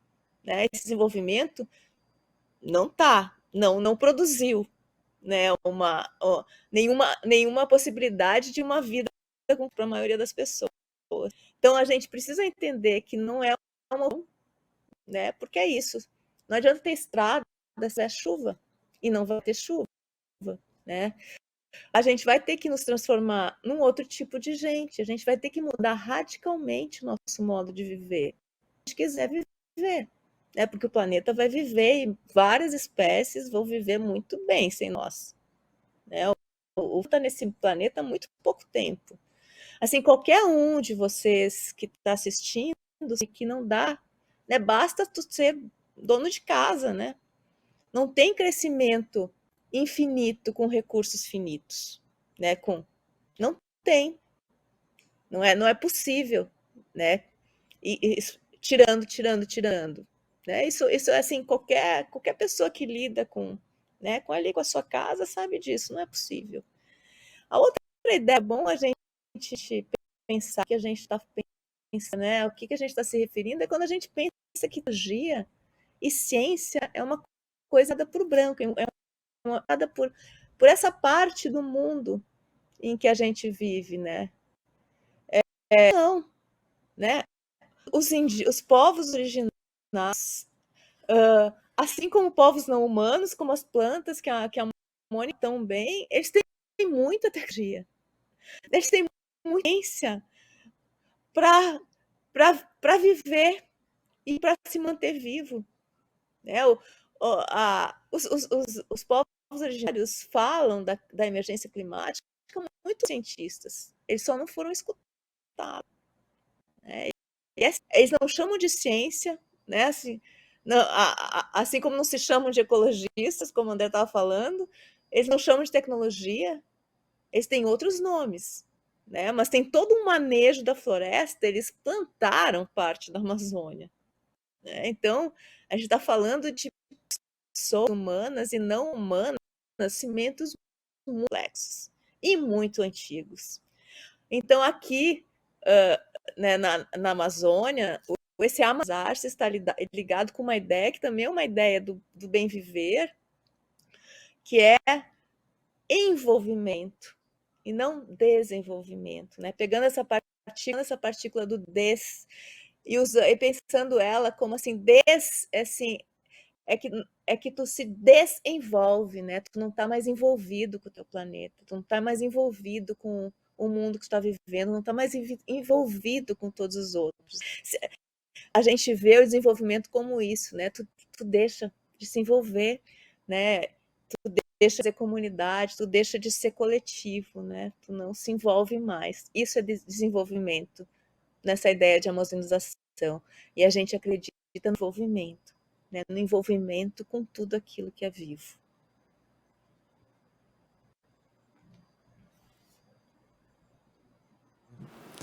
Esse é um assunto interessante, bom de discutir.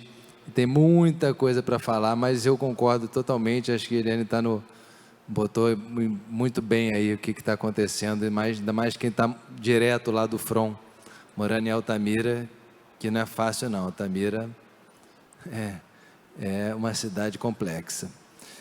Bom, então eu queria agradecer a presença de todos. Na verdade, queria passar um pouco a palavra para cada um aqui se despedir. Mas antes, eu já queria agradecer a Mônica, obrigado, sou teu fã, tá? Queria agradecer a Eliane também, de quem também sou fã, André, de quem também virei fã, e Rita também, tá? Mônica, começamos por você, faz suas considerações finais, obrigado.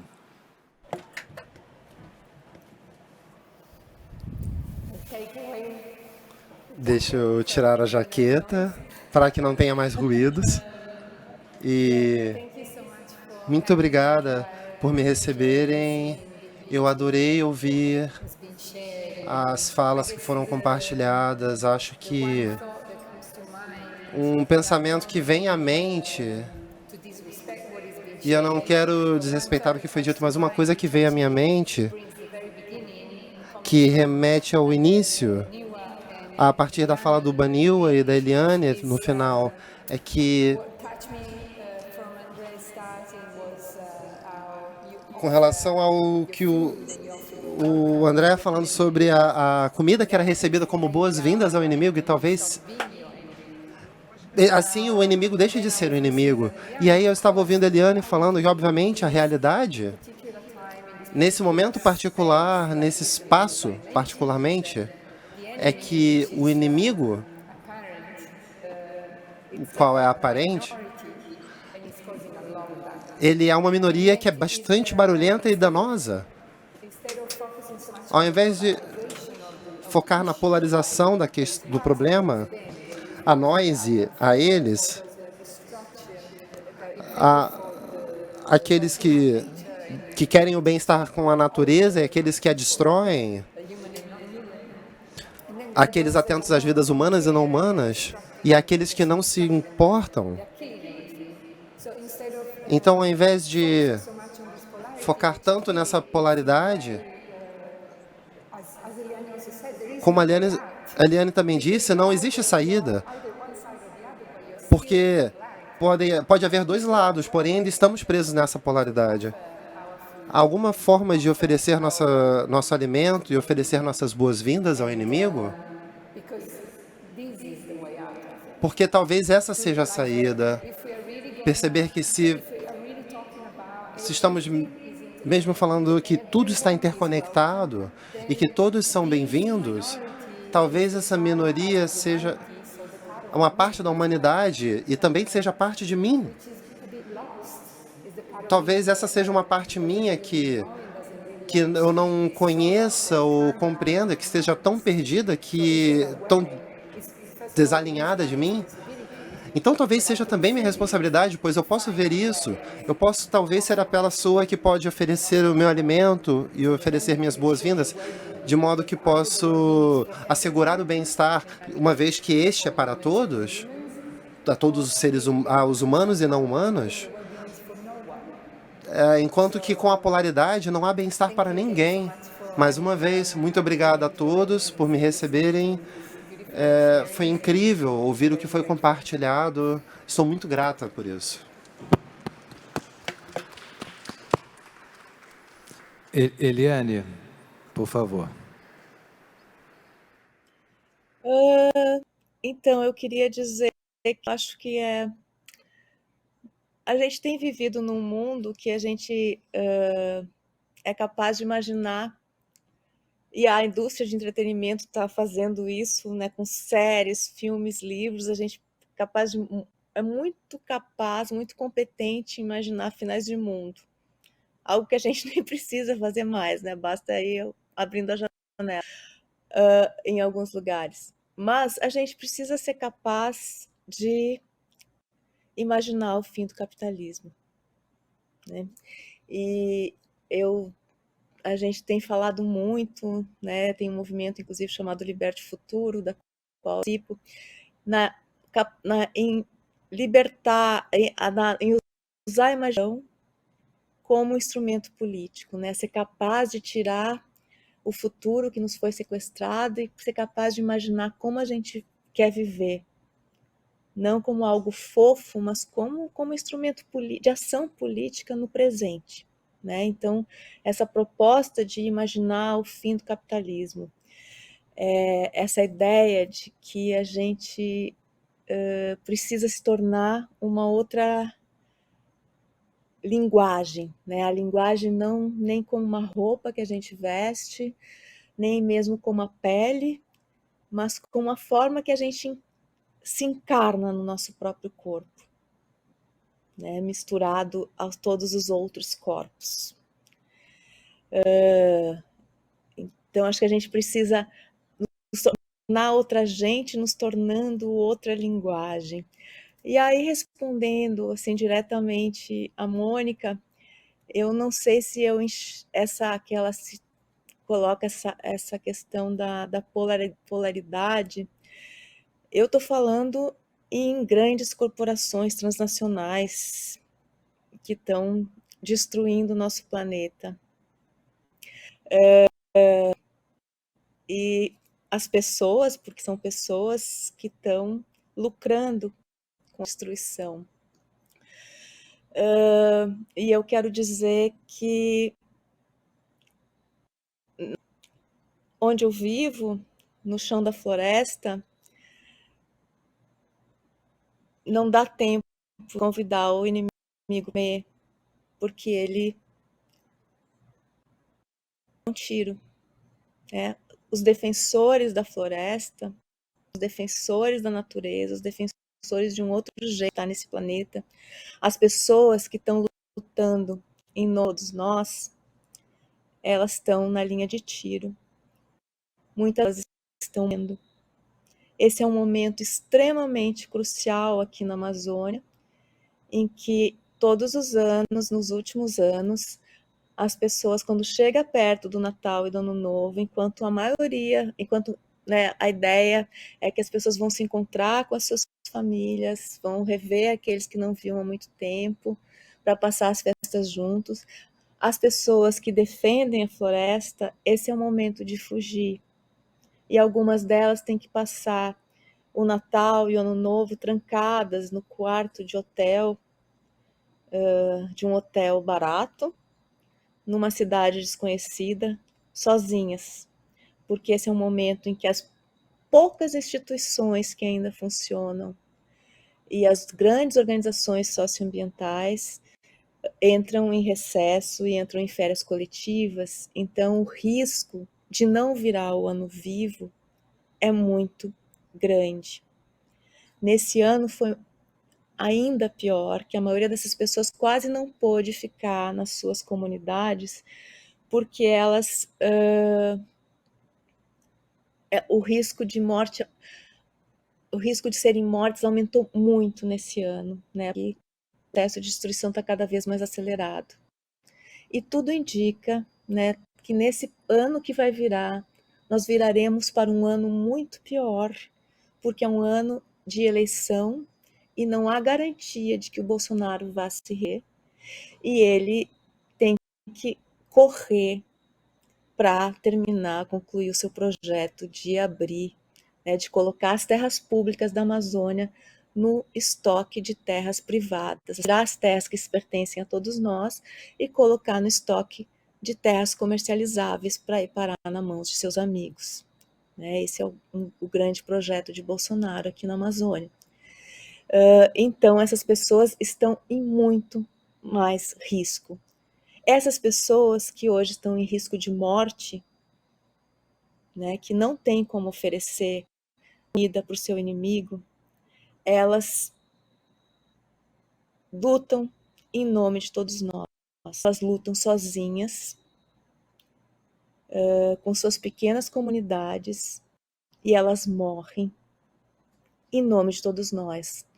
Então, eu queria terminar dizendo que a gente não pode deixar essas pessoas viverem e morrerem sozinhas por todos nós. A gente precisa colocar a luta pela Amazônia no centro das nossas vidas. Muito obrigada, foi uma grande alegria. Eu aprendi na Amazônia que a alegria é um instrumento de resistência.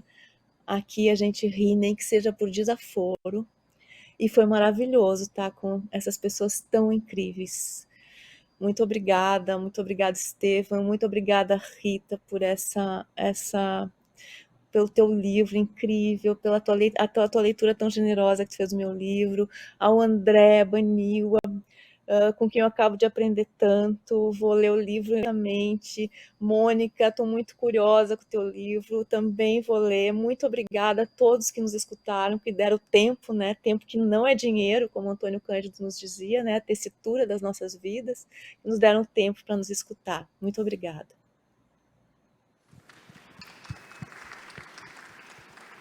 Obrigado, querida. É isso. Tempos duros e que precisamos ser fortes e lutar juntos. Rita. Eu ia terminar de uma maneira muito parecida. Eu queria, enfim, citar essa frase da Conceição Evaristo, que é uma grande intelectual, né, do nosso país, que fez essa frase tão simples e tão verdadeiramente terrível, que é: muita gente tem muito mais facilidade de imaginar o fim do mundo do que imaginar o fim do capitalismo. E a gente precisa realmente rever profundamente os nossos padrões de consumo, a nossa forma de viver, a nossa relação com o tempo, com os outros. Enfim, eu acho que esse é o único caminho possível, né? E eu acho que a gente precisa muito deshierarquizar os conhecimentos, urgentemente, né?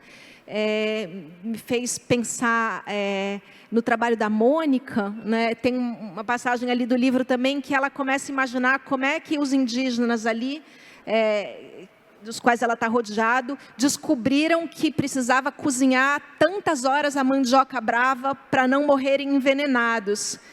E aí ela fica imaginando esse penoso processo de tentativa e erro, e num certo momento ela se dá conta: não, eu acho que, faz essa brincadeira com essa expressão, eu acho que um passarinho que contou para eles que precisava fazer assim.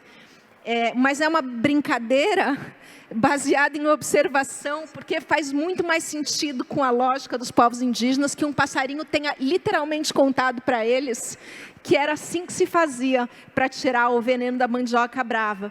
Mas isso que o André coloca, né, de trazer os cientistas como aliados do entendimento que já existe sobre a floresta, de uma profunda tecnologia, né?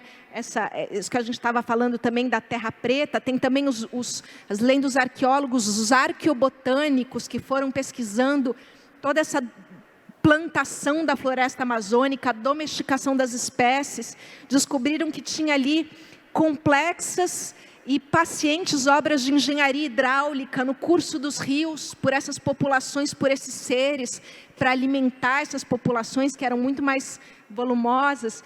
Então, os conhecimentos estão aí, e eles são incríveis, são maravilhosos, e a gente precisa parar de achar que nossa forma de conhecimento, de tecnologia, é superior, porque claramente não é.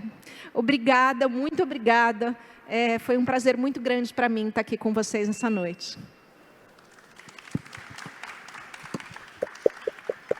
André, você abriu a noite e encerra, por favor. Pessoal, para encerrar, eu queria lembrar que é muito preocupante que a Eliada relata a situação onde ela mora. Nessa faixa da Amazônia, muitos parentes estão sofrendo, no resto do país também. A situação é muito triste, está acontecendo muitas pressões em cima dos direitos dos povos indígenas, arrendamento de terras, que é proibido legalmente, está tendo muito aliciamento em relação, uma estratégia de destruição dos direitos, né? Mas eu vim de uma região que não tem desmatamento, mas também é ameaçada. Mas também não podemos deixar de ter uma esperança a partir do bem viver.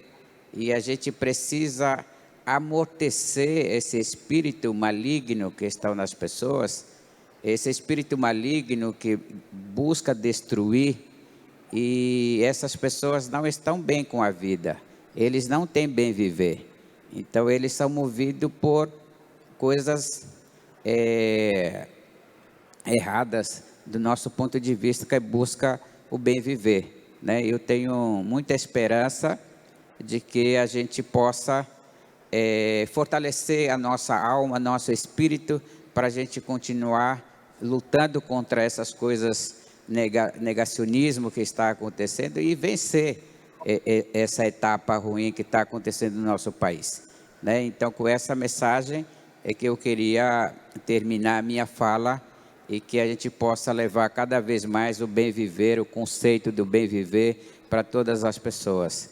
É isso. Muito obrigado a convite, muito obrigado a todas as pessoas que estão nos ouvindo, né? A Mônica, a Eliane, a Rita, o Estevão, toda a coordenação aqui que nos ouviram até agora. Muito obrigado. Boa noite. Boa noite. Até logo. Viva a Amazônia!